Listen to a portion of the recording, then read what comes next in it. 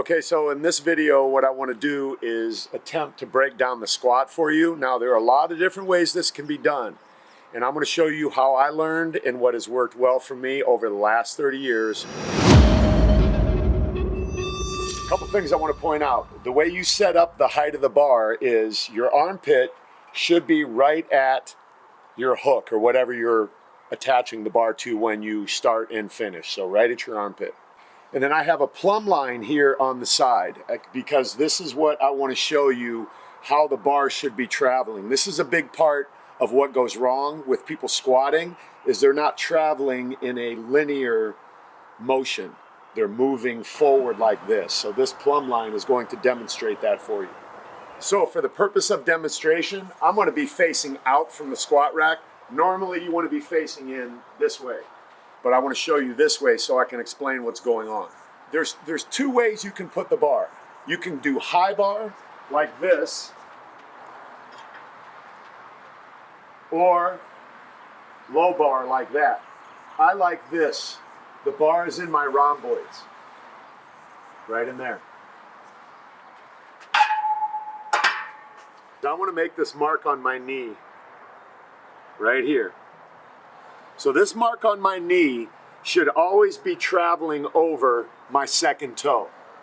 So if at any point this mark travels here or here, my knee is out of alignment in comparison to where it should be to keep me safe.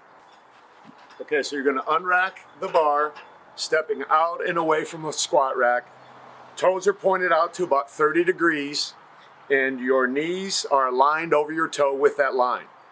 So from the side, I want you to see how my body is going to travel. So my eyes stay to the horizon, straight ahead, or slightly elevated. You never want to look down. The rule of thumb is where your head goes, your body follows. So now what I'm going to do, looking straight ahead, I'm going to let my butt come back while my knees bend. Watch this plumb line. It comes straight down.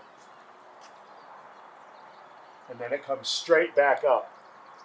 What a lot of people do when they're squatting is they'll come down and see how this starts to move forward. We don't want that. We don't want this to travel like that. The rule of thumb is to keep that plumb line moving in one straight line, straight down. Again.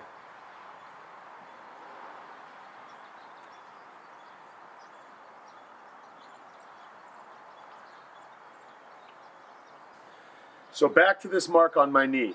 This shows the relationship of my knee to this second toe. So if I have my toes pointed out to 30 degrees, which is traditional, I want to make sure that this line stays tracking over that second toe. So right here is a straight line. The minute I do this, this becomes out of alignment and it's no longer safe. If I do this, it's out of alignment and it's no longer safe. So it's just right here.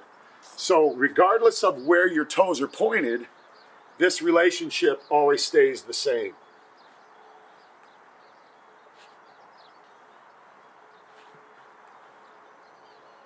So a lot of people ask me about set rep range. Since most people are looking for muscle growth, hypertrophy, you want to choose a weight that you can do at least 8 reps, but no more than 12.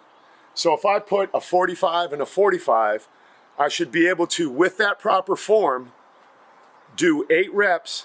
But if I can do more than 12, that's my indicator to increase in weight by a small percentage. You don't want to go way up.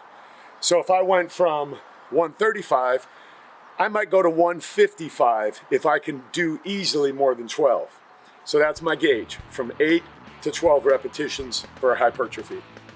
So as much as I hate to say this, I need to because it helps get this video out to more men just like you who I know can use this information. So please, I want to know what you're looking for. So like, comment, share, subscribe to my channel too.